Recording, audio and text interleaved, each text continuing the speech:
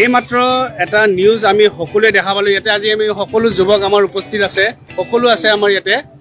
আৰু আমি এটা বস্তু দৃষ্টিগোচৰ হ'ল, নিউজত দেখা পালোঁ য'ত আজি আমাৰ কলিমাক আচলতে হাত দিছে।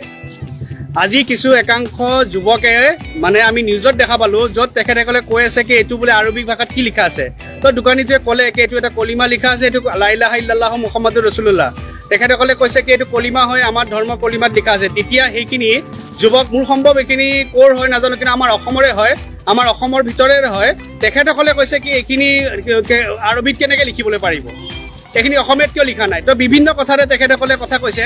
তো সেইকাৰণে আজি আমি গোটেইখিনি যুৱক আমি এটা লগ হৈছোঁ, আৰু লগ হৈ কিনে আমি এইটো কথাই ভাবিছোঁ কি এতিয়া বহুত এটা বেয়া পৰিৱেশ হৈছে অসমত, লগাত কৰি বেছি পৰিৱেশ এটা বেয়া কৰিবলৈ গৈছে, য'ত ধৰ্ম নামত, জাতি নামত, ভাষা নামত লগাবলৈ চেষ্টা কৰি আছে।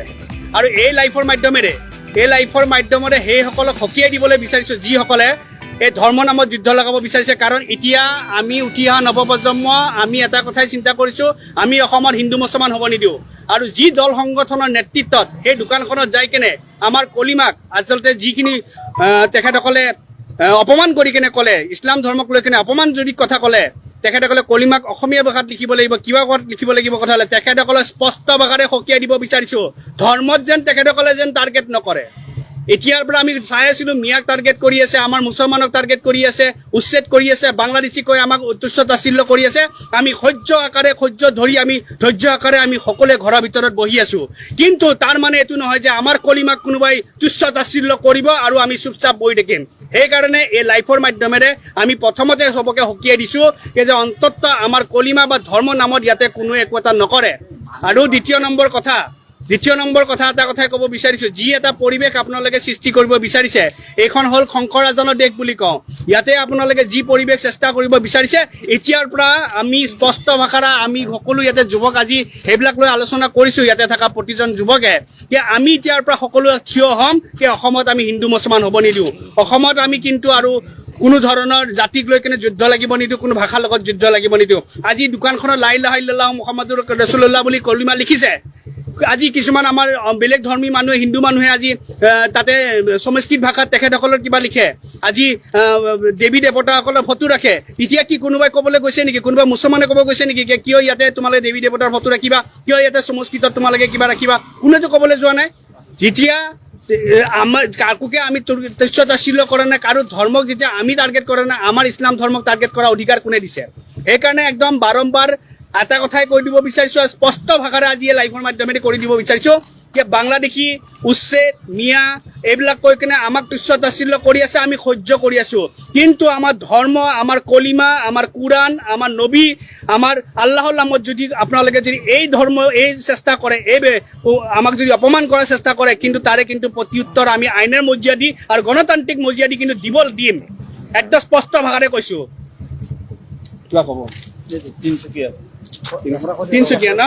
তিনচুকীয়া বুলি লিখা আছে। এতিয়া আমি দেখা পালো ইয়াতে যিখিনি লিখা আছে, ইয়াতে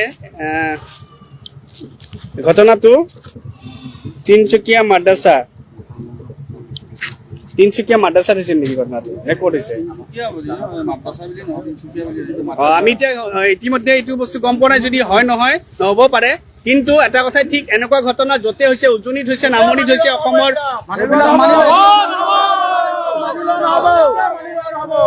একদম স্পষ্ট ভাষা আমি এটা কথাই কৈছোঁ কি এইবিলাক বস্তু কৰিলে আমি কিন্তু বহি নাথাকোঁ। আমি আইনী হিচাপে আমি ব্যৱস্থা ল'ম। এয়া যোন সংগঠনে হওক, আমি গণতান্ত্ৰিক হিচাপে প্ৰতিবাদ কৰিবলৈ আমাক কিন্তু বাধ্য কৰি নল'ব, আমাক ৰাজপথত আহিবলৈ বাধ্য নকৰিব। সেইকাৰণে কৈছোঁ কি এইখন অসম শংকৰাজানৰ দেশ, এইখন অসম আমাৰ সকলোৰে হয়, ইয়াত মিলা প্ৰীতিৰে থাকক, সকলোৱে ভালে থাকক, সেইটোৱে ক'লোঁ। আৰু দ্বিতীয়বাৰ আমাৰ মাজত কোনোৱে যুদ্ধ লগাব চেষ্টা নকৰিব। আজি ইয়াৰ পৰাই লাইফৰ মাধ্যমেদি ফাৰ্ষ্ট এণ্ড লাষ্ট ৱাৰ্ণিং কৰি দিছোঁ, আমাৰ ধৰ্ম, আমাৰ কলিমা বা আমাৰ মাজত হিন্দু মুছলমানৰ যুদ্ধ, জাতি নামত যুদ্ধ, ভাষা নামত যুদ্ধ যোন সংগঠনৰ একাংশই কৰিব, একদম আইনী হিচাপে হওক বা আমাৰ ষ্টাইলত হওক, আমি ব্যৱস্থা ল'ম। একদম চিধা চিধি কথা। জয় অসম। আজি বিজেপিয়ে সুযোগটো দি এই সুযোগটো তেওঁলোকে লৈ RSSৰ প্ৰৰোচনাত আজি অসমত কেৱল হিন্দুত্ববাদ প্ৰতিষ্ঠা কৰাৰ বাবে এই ধৰণৰ নাটকবিলাক কৰিছে।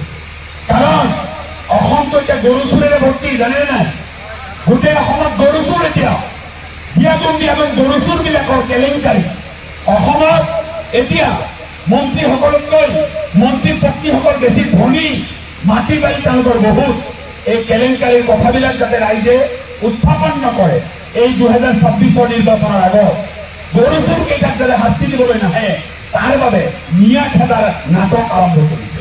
কাৰণ মিয়া এটা ঢোল, মিয়া হৈছে এটা ঢোল, ইফালেও বজাব পাৰি সিফালেও বজাব পাৰি। মিয়া এনেকুৱা এটা ঢোল, ইটো দলে আহি ইফালে বজায়, সিটো দলে আহি সিফালে বজায়, আৰু আমি মাজত আমি ঢোলবোৰ আমি মনে মনে কাৰোবাৰ ডিঙিত ওলমি থাকো। এইবাৰ ঢোল নহব, এইবাৰ পেঁপা বজাব মিয়াই, ঢোল বজোৱা নহব। মোৰ পিঠিত আৰু বজাবলৈ নিদিওঁ মই মোৰ পিঠিত কোনো ৰাজনৈতিক দলক বজাবলৈ নিদিওঁ। মই ৰাজনৈতিকভাৱে এই জাতিটোক আগুৱাই নিয়াৰ বাবে কিমানখিনি পৰ্যায়লৈ যাব লাগে, যাবলৈ প্ৰস্তুত আছো। আপোনালোকৰ সহযোগিতা বিচাৰিম। যদি হায়াত থাকে দোৱা কৰিব, আপোনালোকৰ দোৱা বিচাৰিম। যদি হায়াত থাকে অহা বিধানসভা নিৰ্বাচনত মুনাফিক কাফিৰসকলে যাতে আমাৰ অঞ্চলত প্ৰৱেশ কৰিব নোৱাৰে, তাৰ ব্যৱস্থা কৰা হ'ব। তাৰ ব্যৱস্থা কৰা হ'ব। তেওঁলোকে মনত ৰখাটো ভাল, মনত ৰখাটো ভাল যে এটা জাতিক দীঘলীয়া সময়ৰ বাবে দুৰ্ভোগ বনাই ৰাখিব নোৱাৰি। কোৰ্টৰ কামত কেছ এটা লৈ যাম, কাৰো হিম্মত আছে মোক খেদিবলৈ? আছে নাই? মোৰ নিয়ালৰা শিৱসাগৰৰ SP হলে কাৰোবাৰ দম হোৱা খেদিবলৈ পাৰিব নোৱাৰে। মিয়া কেতিয়া SP লাগিব, মিয়া কেতিয়া IPS লাগিব, মিয়া কেতিয়া IAS লাগিব, মিয়া কেতিয়া APS লাগিব, মিয়া কেতিয়া ACS লাগিব, মিয়াৰ ঘৰে ঘৰে ডক্টৰ লাগিব, মিয়াৰ ঘৰে ঘৰে ইঞ্জিনিয়াৰ লাগিব, মিয়াৰ ঘৰে ঘৰে সমান্তৰালকৈ ৰাজনৈতিক নেতাও লাগিব, যিজনে ৰাজনৈতিকভাৱে এটা জাতিক আগুৱাই নিব পাৰে। শিক্ষাৰে, কেৱল শিক্ষাৰে গণতান্ত্ৰিক দেশ এখনত এটা জাতিয়ে কেতিয়াও উত্তৰণ কৰিব নোৱাৰে। যেতিয়ালৈ এটা জাতিয়ে নিজৰ ৰাজনৈতিক অধিকাৰ উপযুক্ত ধৰণে সাব্যস্ত কৰিব নোৱাৰে, তেতিয়ালৈ কিন্তু এটা জাতিৰ উত্তৰণ সেই অঞ্চলত, সেই ৰাজ্যত, সেই দেশত সম্ভৱ নহয়। ইতিমধ্যে আপোনালোকে দেখিবলৈ পালে যে ৰুবুল আহমেদ ডাঙৰীয়াৰ লাইভ যোগে সকিয়নি দিছে। তেওঁ চেলেঞ্জ কৰিছে যদি আজিৰ পৰা এনেকুৱা ধৰণৰ ঘটনা হয় কিন্তু তেওঁ আইনী ব্যৱস্থা ল'ব। হয়, ঠিকে কৈছে, কাৰণ হিন্দু মুছলমানক লৈ পিনি যি ৰাজনীতি হৈ আছে, যি ভেদাভেদ সৃষ্টি হৈছে আমাৰ ৰাজ্যত, বহুত বেছি বেয়ালৈ পৰিস্থিতি গতি কৰি আছে। এই হিন্দু মুছলমান কৈ পিনি সকলোখিনি এতিয়া ভেদাভেদৰ মাজত পৰি গৈছে। কিছু একাংশই এনেকুৱা ধৰণৰ কাণ্ড কৰি আছে, সকলোৱে নহয়, কিছু একাংশই কৰি আছে।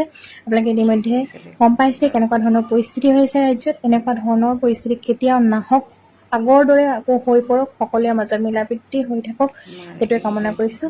ভিডিঅ'টো যদি গুৰুত্বপূৰ্ণ বুলি ভাবিছে, যদি ৰুবুল আহমেদ ডাঙৰীয়াৰ কথাত আপোনালোকে একমত হয়, শ্বাহনৱাজ ডাঙৰীয়াৰ কথাখিনি আপোনালোকে ইতিমধ্যে শুনিলে। কৈ গ'ল বহুখিনি কথা, যিখিনি কথাই কৈ গৈছে সম্পূৰ্ণ শুদ্ধ সত্য সহকাৰে আপোনালোকৰ মাজলৈ আগবঢ়াইছে। যদি তেওঁলোকৰ কথাত আপোনালোকে একমত হয়, যদি ভিডিঅ'টো চাই ভাল পালে ভিডিঅ'টো সকলোৰে মাজত শ্বেয়াৰ কৰি দিব, লাইক এটা কৰি দিব, এটা কমেণ্ট কৰিব। যদিহে ইয়াৰ মতামত দিব বিচাৰে কমেণ্ট যোগে জনাবলৈ নাপাহৰিব। ভিডিঅ'টো সম্পূৰ্ণ চোৱাৰ বাবে সকলোলৈ বহুত বহুত বেছি ধন্যবাদ।